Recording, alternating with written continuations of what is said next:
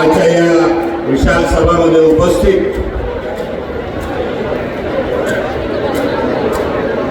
या जेना काँग्रेस पक्ष महाविकास आघाडीने आपली सेवा करण्यासाठी लोकसभाची उमेदवारी दिलेली आहे असे ॲडव्होकेट पांडवीजी, महाराष्ट्र प्रदेश काँग्रेस समितीचे उपाध्यक्ष आणि संघटक ज्येष्ठ नेते काँग्रेसचे नानाभाऊ गोंडेजी, महाराष्ट्र काँग्रेस अल्पसंख्याक विभागाचे चेअरमॅन आमदार वजाहत मिर्जाजी,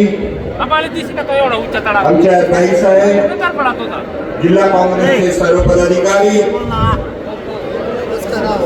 शिवसेना उभाटा गटाचे सर्व पदाधिकारी, राष्ट्रवादी शरद पवार साहेबांचे पक्षाचे सर्व पदाधिकारी, सीपीआय सीपीएमचे सर्व पदाधिकारी, आप पक्षाचे सर्व पदाधिकारी,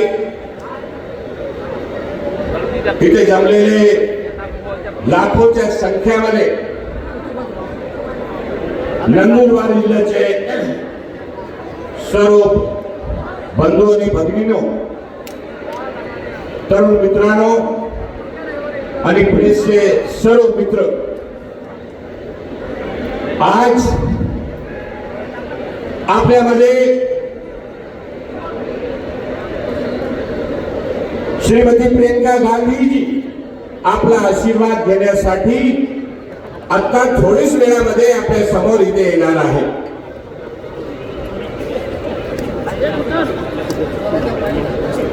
या देशाच्या निवडणुका सुरू झाल्यापासून आजपर्यंत भारतीय जनता पक्ष आणि मोदी सरकारचे सर्व मंत्री, एनडीएचे सर्व नेते यांच्या पायातून खाली बाजू सरकलेली आहे.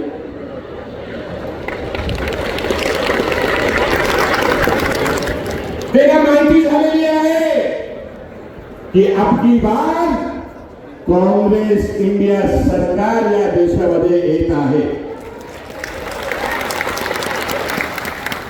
म्हणून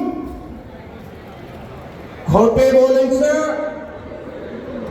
रेटून बोलायचं, हिंदुस्तान पाकिस्तान, हिंदू मुसलमान, शमशान आणि कब्रस्तान असे प्रकारचे वक्तव्य करतायत. मोदी सरकारशी या देशाची जनता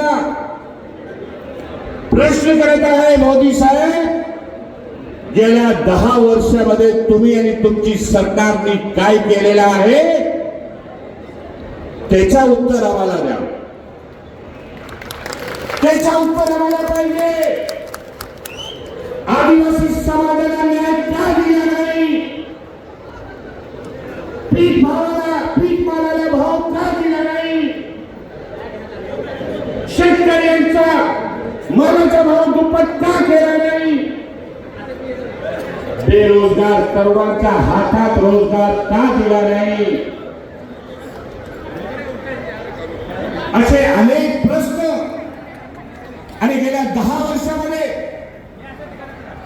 वाढत असलेली भयंकर महागाई का थांबवली नाही?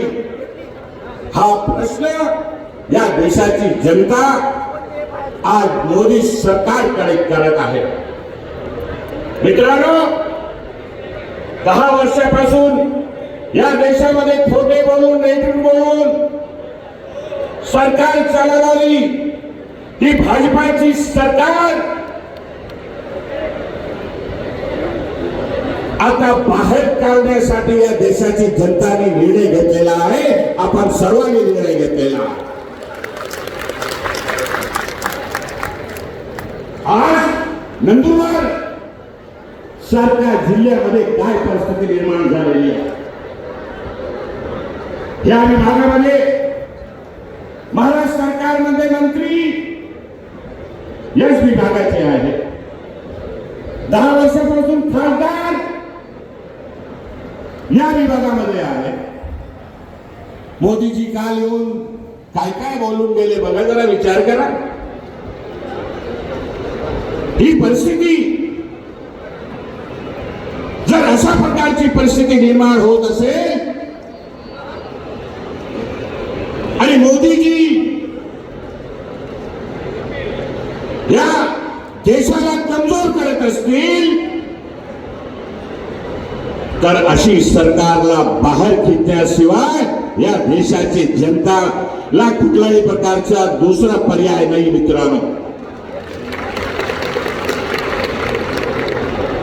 आज काँग्रेसचे नेते राहुल गांधी या राज्याचे सुपुत्र उद्धव बाळासाहेब ठाकरेजी, शरद पवार साहेब, प्रियंका गांधीजी या देशाला वाचवण्यासाठी लढा देत आहे. राहुल गांधीजींनी या देशामध्ये 9,000 किलोमीटर पेक्षा 2 टप्प्यामध्ये त्यांनी यात्रा केलेली आहे. देश कसा बाधित राहील, देशाची एकमता आणि अखंडता कशा बाधित राहील, हे देशाची लोकशाही आणि संविधान संपवणारे लोकांना थांबवण्यासाठी लोकांमध्ये जनजागृती कसा निर्माण करण्यात येईल, अशा अनेक विषय घेऊन या देशाच्या तरुणांना रोजगार कसा मिळेल, महागाई कशी कमी होईल, शेतकऱ्यांना न्याय कसा मिळेल, असे अनेक प्रश्न घेऊन राहुल गांधीजींनी संपूर्ण भारतामध्ये पदयात्रा करून लोकांना एकजूट करण्याचं काम केलेलं आहे मित्रांनो. आज अनेक प्रश्न हे देशाच्या समोर, अनेक विषय आहे देशाच्या समोर. आदिवासी समाजाबद्दल जेव्हा आदिवासी समाजामध्ये येतात, मोदी साहेब समाजाच्या हितासाठी खूप गोष्टी करत असतात. मला सांगा मित्रांनो, जेव्हा जेव्हा आदिवासी समाजावर अन्याय होतोय, अत्याचार होतोय, त्यावेळी मोदी साहेब गप का बसतात, का बोलत नाही, का निषेध करत नाही, हा आपण सर्वांनी समजून घेण्याची गरज आहे मित्रांनो.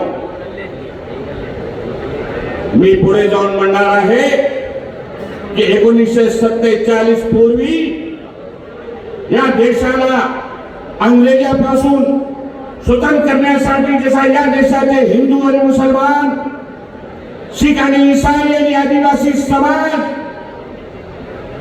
मागासवर्गीय समाज सर्वांनी मिळून जे लढा दिला होता या देशाला स्वतंत्र करण्यासाठी, आणि त्याच्यामध्ये यश मिळाला होता. आता सुद्धा या दुसरी हा देश वाचवण्याची लढा आम्हाला तुम्हाला सर्वांना मिळून द्यायचा आहे. आणि ह्या देशाची लोकशाही आणि देशाचे संविधान वाचवण्यासाठी भारतीय जनता पक्षाची सरकारला खाली पाडायचं आहे आणि काँग्रेस इंडिया गठबंधनची सरकार या देशामध्ये आणायचं आहे. हा मला आपण सर्वांना आवाहन करायचं आहे मित्रांनो. आपण तयार आहात की नाही? आपली तयारी आहे की नाही? आपकी बार काँग्रेस गठबंधनची सरकार हा संकल्प घेऊन आपण सर्वांना येथे जायचं आहे मित्रांनो. राहुल गांधीजी, प्रियंका गांधीजी म्हणतात कि सिर्फ हंगामा खड़ा करना मेरा मकसद नहीं, सिर्फ हंगामा खड़ा करना मेरा मकसद नहीं, मेरी कोशिश है कि हालात बदलने चाहिए, ये सरकार बदलनी चाहिए और कांग्रेस गठबंधन की सरकार आनी चाहिए। ये हा संकल्प हा मत काँग्रेस आणि काँग्रेस गठबंधनचे नेत्यांचा आहे, राहुल गांधीजींचा आहे, प्रियंका गांधीजींचा आहे आणि आपण सर्वांना या लढ्यामध्ये मनापासून साथ देण्याचं काम करायचं आहे। हा देशाला देशाची लढ्यामध्ये देश वाचवण्याची लढ्यामध्ये आपण सर्वांना एकजुटीने काँग्रेस पक्ष सोबत इंडिया गठबंधन सोबत मजबूतीने उभा राहायचं आहे। आणि एडव्होकेट आमचे पाडवी जे एडव्होकेट आहे, शिक्षित आहे, चांगले स्वभावाचे आहे, जे आपल्याला न्याय मिळवून देण्यासाठी लढा देऊ शकतात अशा उमेदवार काँग्रेसने दिलेला आहे। आपण सर्वांनी त्यांना भरघोस मताने निवडून द्यावा हीच निवेदन करून मी आपला 2 शब्द संपवतोय। धन्यवाद। जय हिंद, जय महाराष्ट्र, जय आदिवासी।